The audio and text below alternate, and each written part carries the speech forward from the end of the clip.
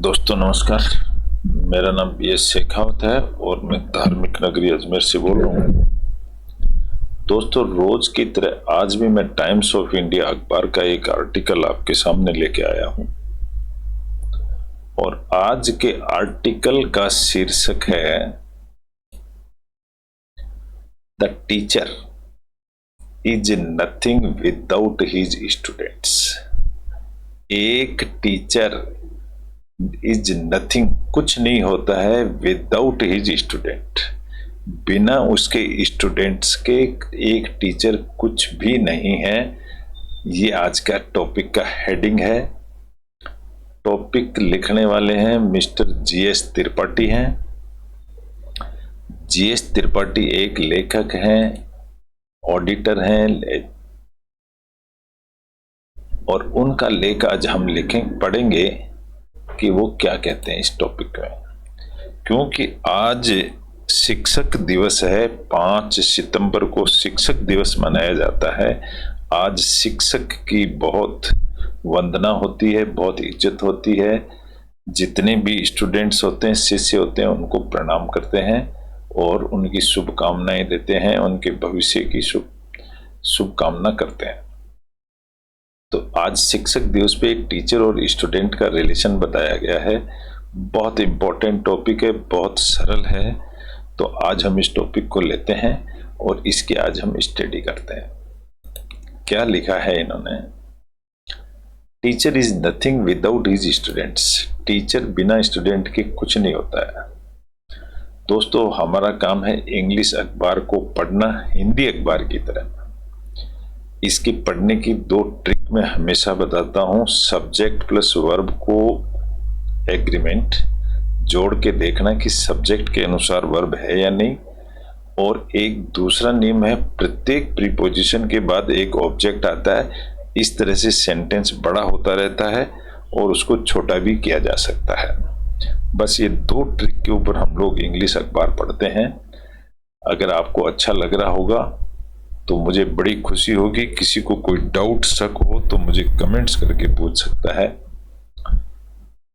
चलिए हम शुरू करते हैं। इसको लिखने वाले हैं मिस्टर GS त्रिपाठी।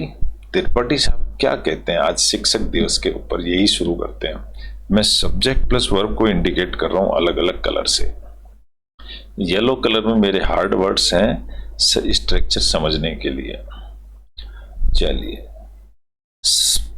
सर्वपल्ली राधाकृष्णन। सर्वपल्ली राधाकृष्णन हमारे प्रथम राष्ट्रपति भी थे और हमारे गुरु भी हैं।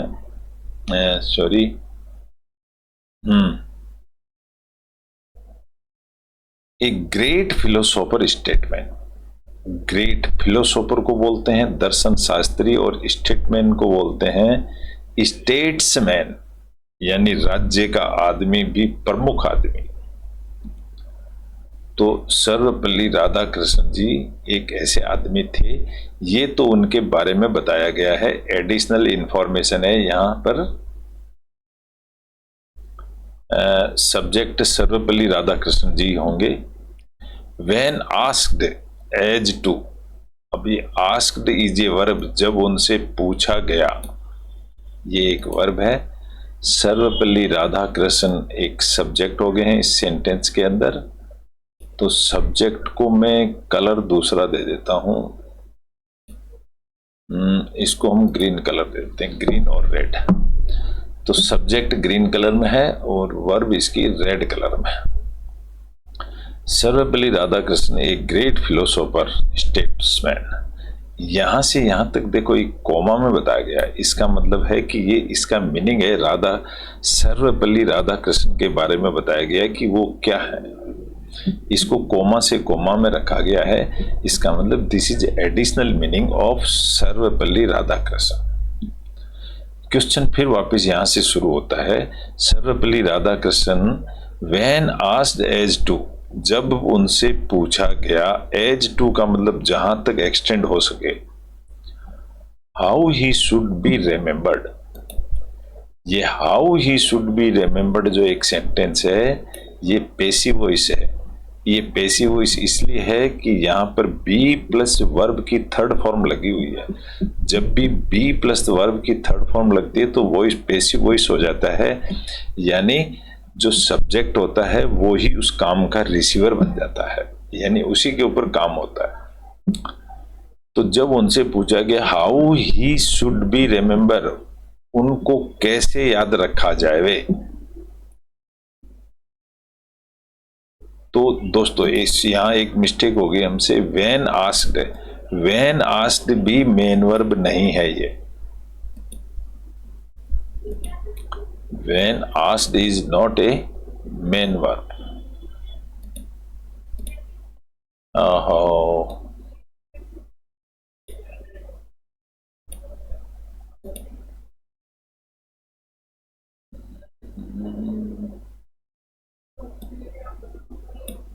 एक मिनट, इसको मैं ब्लैक कलर कर देता हूं।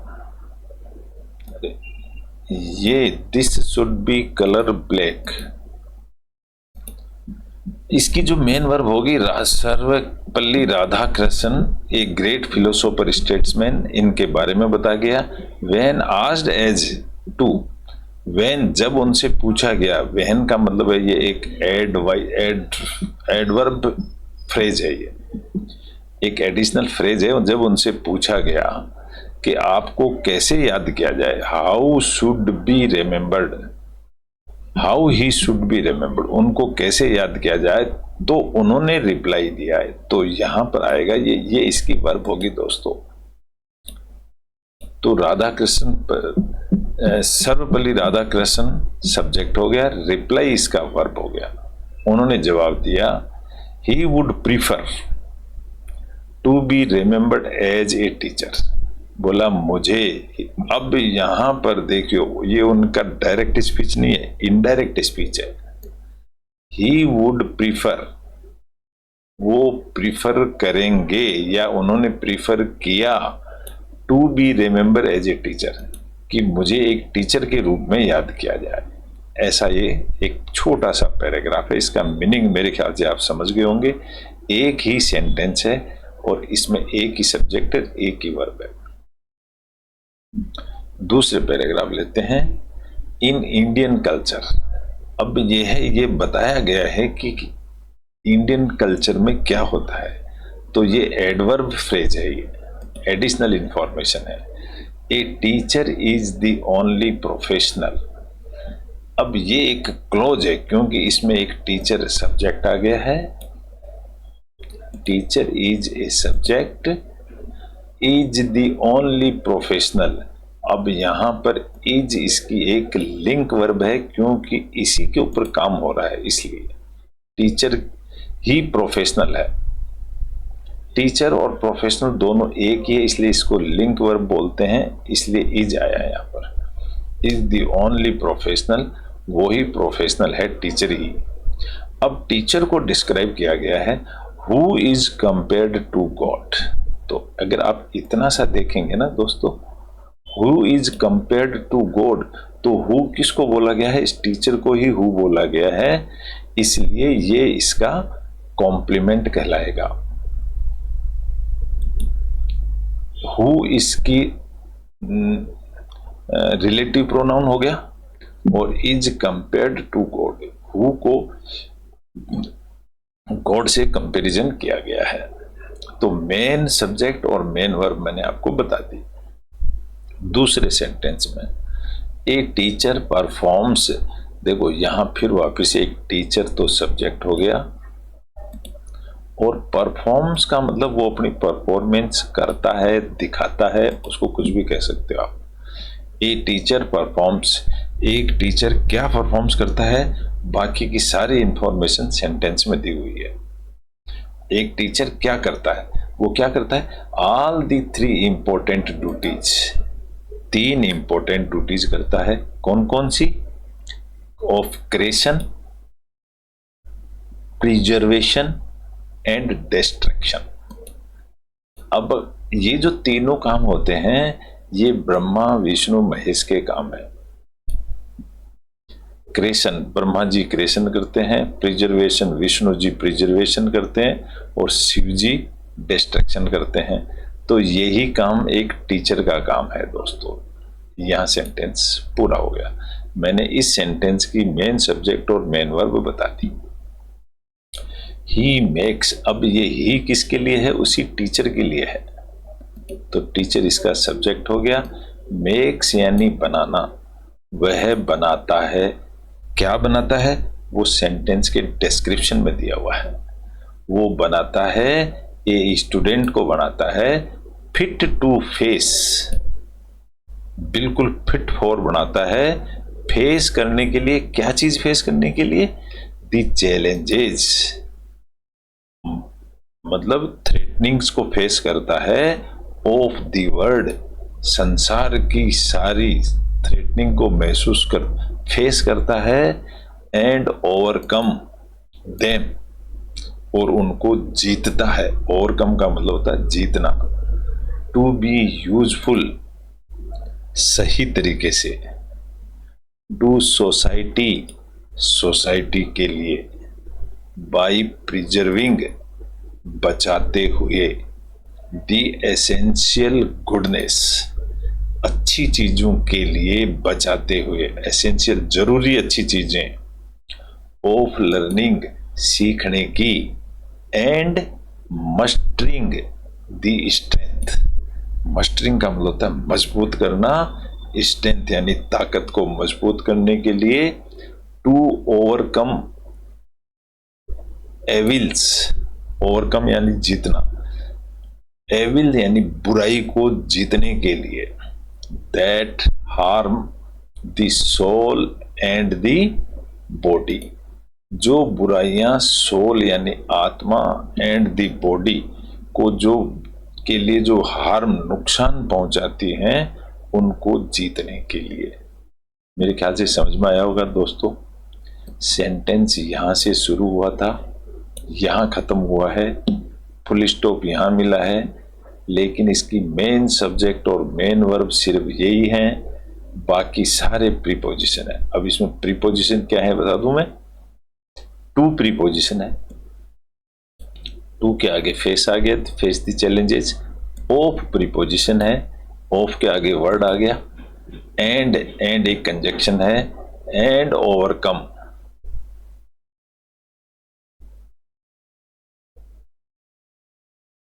देखो, ही मेक्स स्टूडेंट्स फिट,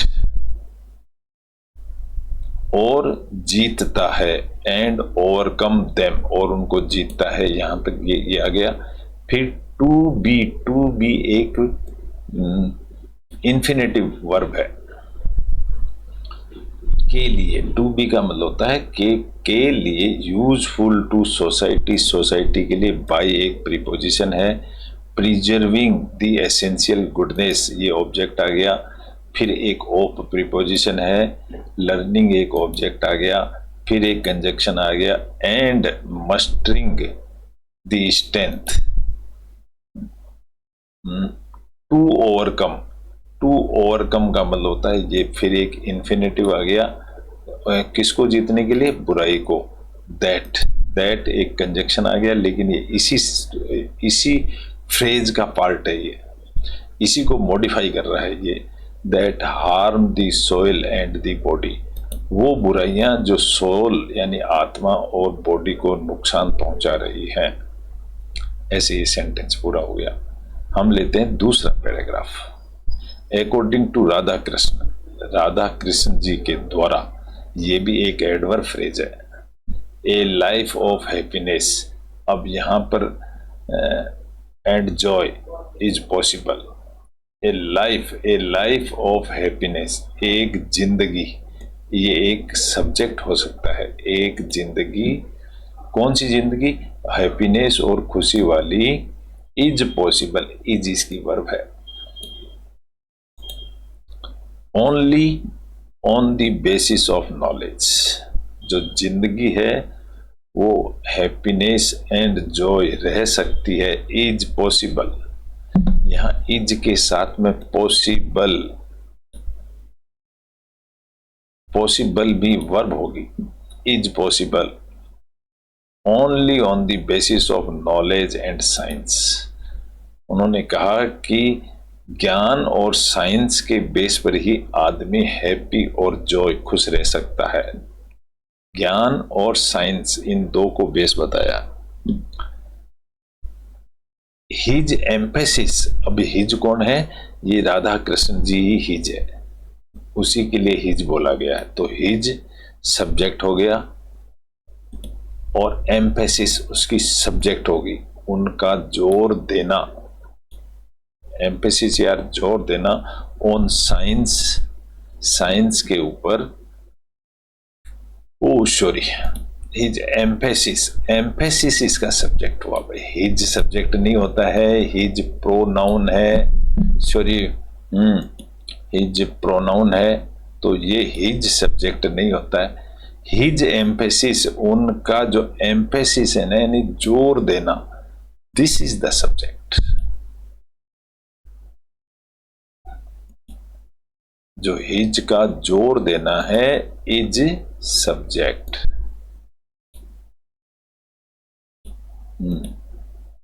तो हिज एम्फेसिस ये एक सब्जेक्ट बन गया। ऑन साइंस, साइंस के ऊपर, अंडर स्कोर से वो मजबूत करता है। अंडर स्कोर एक वर्ब हो गई, अंडर स्कोर्स। हिज फेद, उनके फेद को, इन दी परस्यूट ऑफ नॉलेज। परस्यूट का मतलब होता है ज्ञान के पीछे पीछे भागना, जो ज्ञान को पकड़ के लाते हैं ना, उसको परस्यूट कहते हैं। इन ए साइंटिफिक वे, कौन से तरीके से? साइंटिफिक तरीका, ये एडवर्ब फ्रेज है ये। दैट इज, वह है। अब यहां पर दैट एक सब्जेक्ट है और इज एक वर्ब है, इसको एक क्लोज कहते हैं दोस्तों। That is subject plus verb को क्लोज कहते हैं।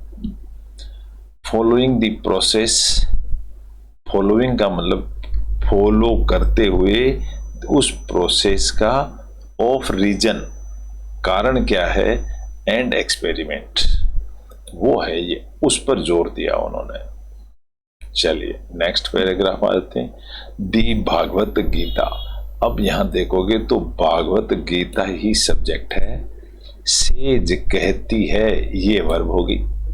भागवत गीता कहती है, बाकी सारी चीज डिस्क्रिप्शन है। क्या कहती है वो समझाया गया है। वो कहती है that there is nothing as purifying as knowledge. There is nothing, Gita कहती है कि देयर इज नथिंग, ऐसी कोई चीज नहीं है, एज, एज यानी जितनी, प्यूरिफाइंग एज नॉलेज, जितना ज्ञान प्यूरिफाइड होता है उतनी और कोई चीज शुद्ध नहीं होती, ऐसा भागवत गीता सेज। तो इसका सब्जेक्ट प्लस वर्ब आ गया। In further under scores, it, it यानी वही भागवत गीता को ही इट कहा है, तो इट इसका ये सब्जेक्ट हो गया है। फर्दर इसकी, सॉरी फर्दर नहीं, अंडर स्कोर्स, एस लगा है इसलिए सिंगुलर वर्ब है ये।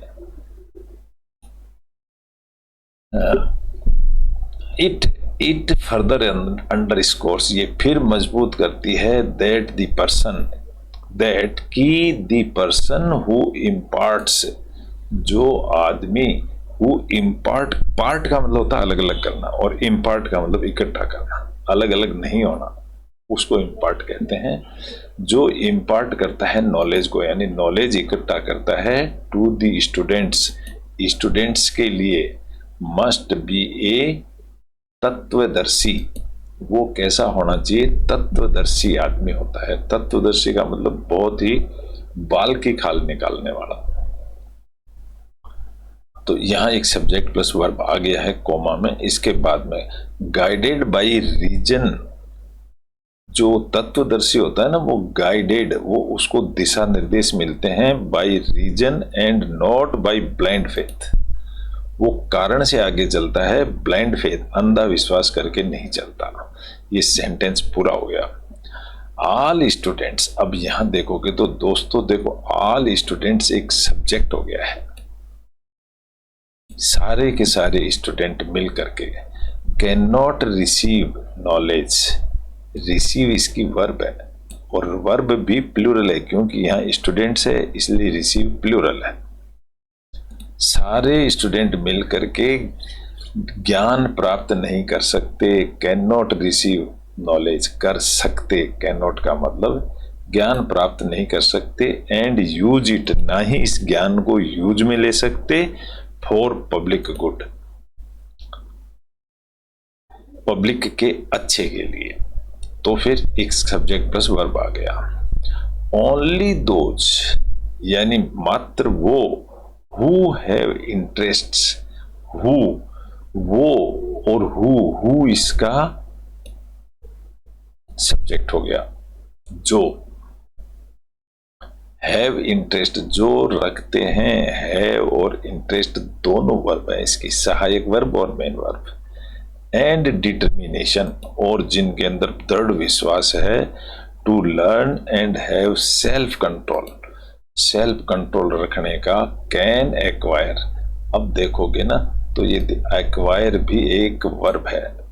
वो लोग who can acquire, who have interest, who can acquire knowledge, वो लोग नॉलेज प्राप्त कर सकते हैं।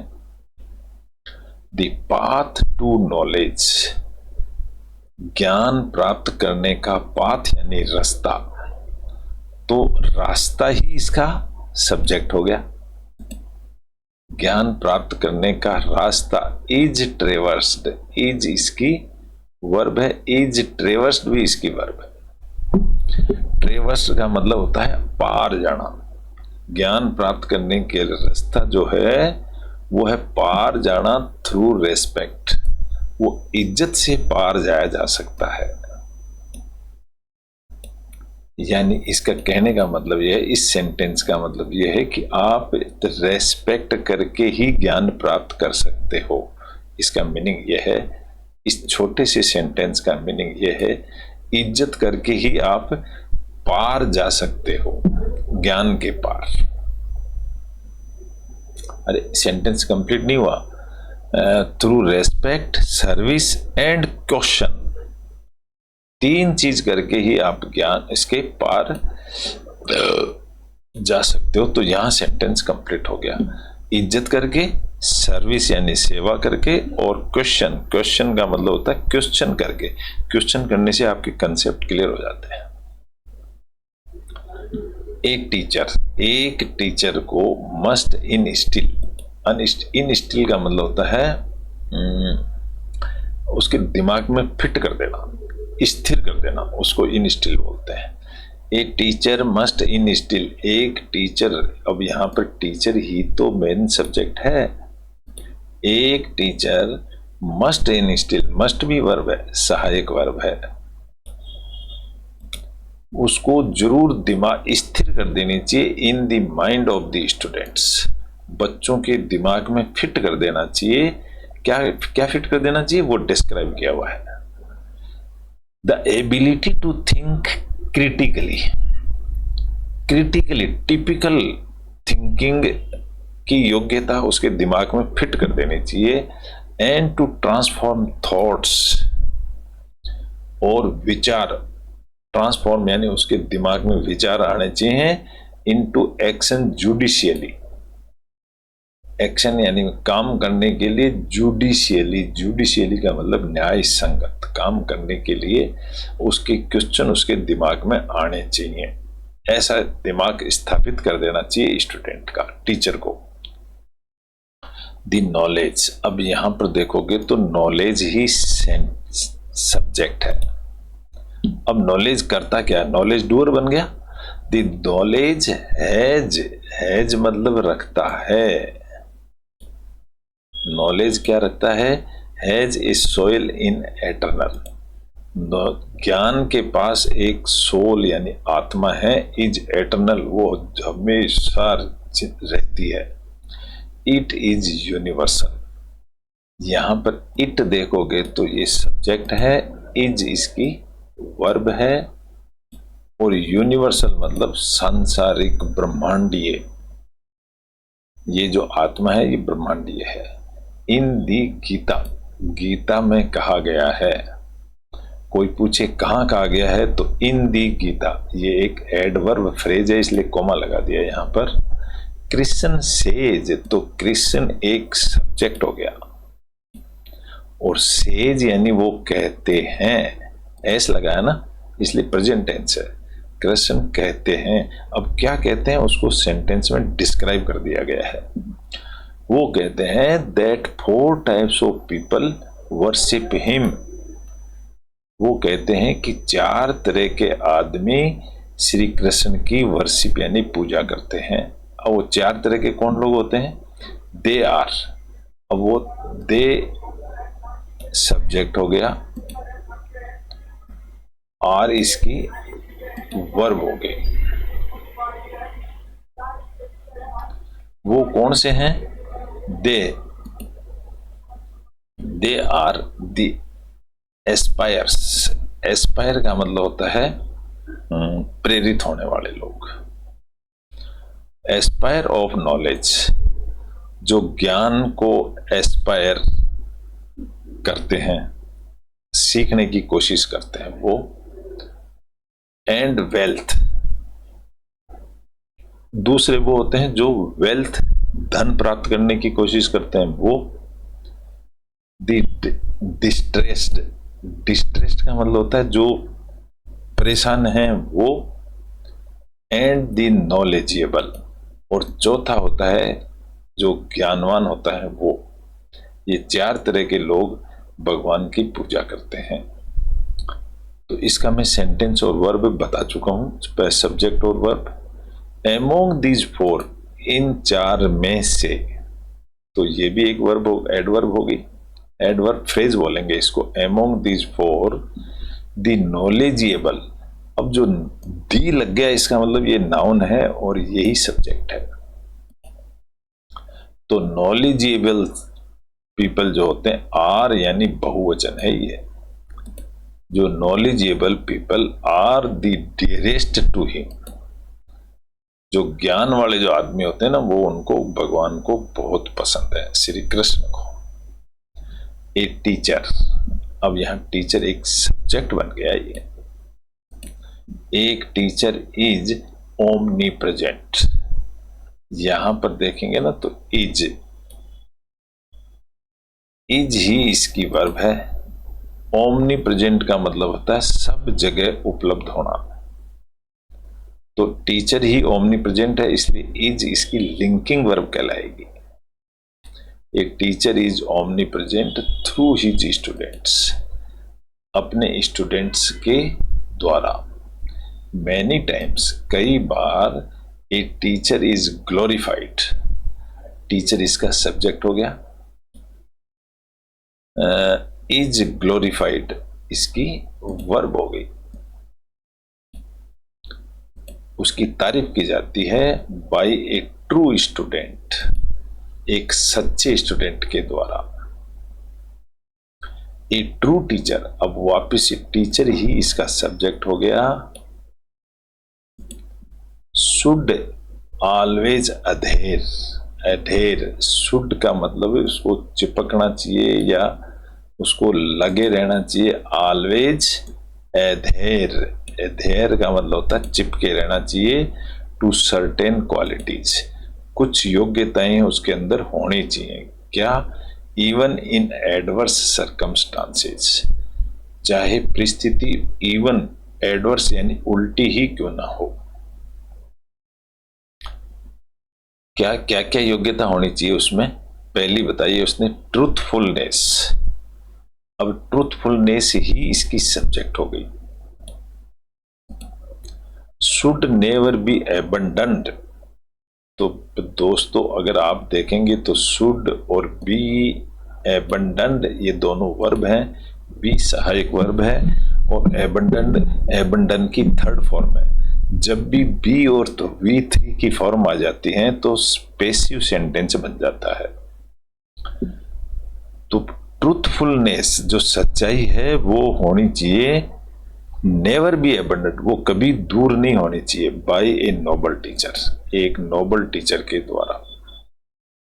डेस्पाइट दी फ्रेल्टीज, फ्रेल्टीज का मतलब होता है कमजोर, भले ही वो कमजोरी ही हो, डेस्पाइट एक कंजक्शन है, इसलिए ये उसके एक ऑब्जेक्ट आ गया उसके बाद में। ऑफ ह्यूमन नेचर, आदमी की भले ही कमजोरी हो, ए टीचर मस्ट पजेज, फिर वापस टीचर एक सब्जेक्ट हो गया। एक टीचर मस्ट पजेज, पजेज का मतलब उसके हाथ में हमेशा और रहना चाहिए। पजेज यानी पजेज, किसी चीज को पजेज करना, अपने कब्जे में लेना। ए स्ट्रॉन्ग करेक्टर, उसको हमेशा स्ट्रॉन्ग करेक्टर बना के रखना चाहिए, बहुत मजबूत करेक्टर। ए टीचर इज, वापिस टीचर एक सब्जेक्ट हो गया है। इज यानी है, इज रिक्वायर्ड, अब यहां पर इज और रिक्वायर्ड दोनों वर्ब होगी। इज सहायक वर्ब है और रिक्वायर्ड मेन वर्ब है।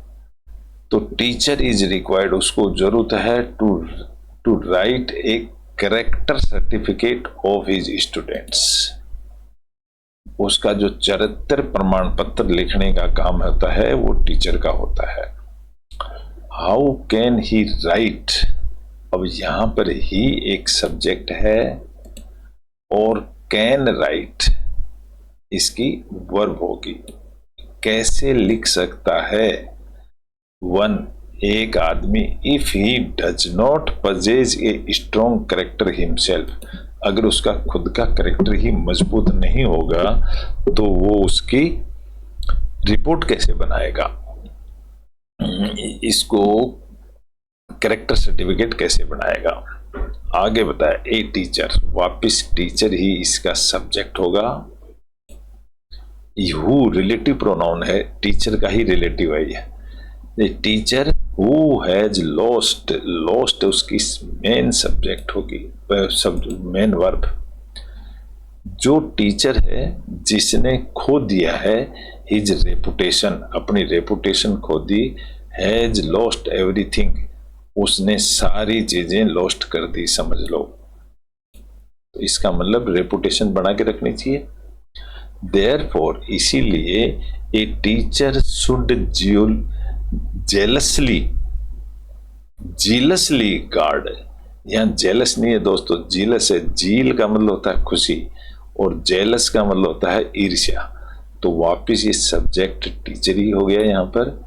एक टीचर शुड जीलसली, खुशी मनाना चाहिए, गार्ड खुशी, गार्ड इज रेपुटेशन, अपने रेपुटेशन की सुरक्षा भी करनी चाहिए। खुशी की सुरक्षा, रेपुटेशन की सुरक्षा करनी चाहिए। इन ऑल सर्कमस्टांसेज, सभी परिस्थितियों में। सॉरी, ये जो ए टीचर शुड जेलसली गार्ड, गार्ड इसकी वर्ब होगी, यहां देखो गार्ड इसकी वर्ब होगी यहां पर। इम्पार्टिंग, इम्पार्टिंग का मतलब इकट्ठा करते हुए, पार्ट का मतलब था अलग अलग करना, इम्पार्ट यानी इकट्ठा करना। इम्पार्टिंग नॉलेज, नॉलेज को प्राप्त करते हुए, is not the only duty, ज्ञान प्राप्त करना ही ड्यूटी नहीं है ऑफ ए टीचर, एक टीचर की यही ड्यूटी नहीं है। तो क्या है, the examination of student is equally important, बच्चों की परीक्षा लेना भी जरूरी है। इम्पार्टिंग नॉलेज, अब यहां पर आप देखोगे तो knowledge is not the only duty, knowledge इसका सब्जेक्ट हो गया दोस्तों। नॉलेज इज इसकी ड्यूटी होगी, ए वर्ब होगी, sorry. Is not only duty of a teacher, the examination of student is equally important, उनकी परीक्षा लेना भी जरूरी है। लर्निंग विदाउट बीइंग टेस्टेड, अब यहां पर लर्निंग है जो ये सब्जेक्ट बन गया है और बीइंग टेस्टेड है जो ये वर्ब हो गई है। अब यहां कह रहा है कि सीखना, लर्निंग यानी सीखना, विदाउट बीइंग टेस्टेड, बिना टेस्ट के जो सीखना है, इन एग्जामिनेशन इज इनकम्प्लीट, वो अधूरा ज्ञान है। ऑल्दो, भले ही, द लर्निंग एंड एग्जामिनेशन, सीखना और परीक्षा, प्रोसेसेज तो होगी इसकी verb, and learning and examination both, ये दोनों हो गए इसके subject. Sorry, learning and examination processes. तो भाई साहब ये प्रोसेसेस है, ये भी सब्जेक्ट ही होगा। मैंने गलत काम कर दिया था, ये मैंने गलत बता दिया। ये भी इसका सब्जेक्ट ही होगा।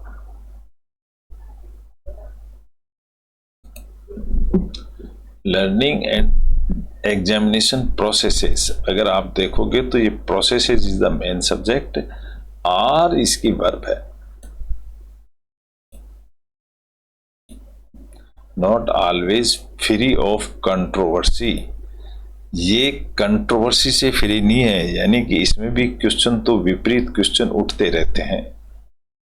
Questions are part of a test, अब यहां पर क्वेश्चन से एक सब्जेक्ट हो गया है और आर इसकी वर्ब हो गई। क्वेश्चंस सब्जेक्ट हो गया, ये वर्ब हो गई। Questions are part of a test, question भी टेस्ट का ही पार्ट है। ए टीचर, एक टीचर सब्जेक्ट हो गया। Should not set questions, set इसकी वर्ब है। वैसे तो शुड नॉट भी होती है, लेकिन शुड नॉट तो हेल्पिंग वर्ब हो जाती है और सेट इसकी मेन वर्ब है। A teacher should not questions, उसको क्वेश्चन नहीं सेट नहीं करने चाहिए क्वेश्चंस। टू शो, ये दिखाने के लिए हाउ नॉलेजेबल ही इज, कि वो उसमें कितना ज्ञान है टीचर में, ऐसा क्वेश्चन पेपर सेट नहीं करना चाहिए। तो कैसा सेट करना चाहिए? क्वेश्चन शुड बी, यहां पर क्वेश्चन ही एक सब्जेक्ट बन गया। क्वेश्चन शुड बी सेट, ये पैसिव सेंटेंस हो गया है। पैसिव इसलिए हो गया कि बी के साथ वर्ब की थर्ड फॉर्म है। क्वेश्चन शुड बी सेट इन सच ए वे, इस तरह से सेट होना चाहिए that it should bring out, ये ऐसे बाहर आना चाहिए द बेस्ट इन स्टूडेंट्स।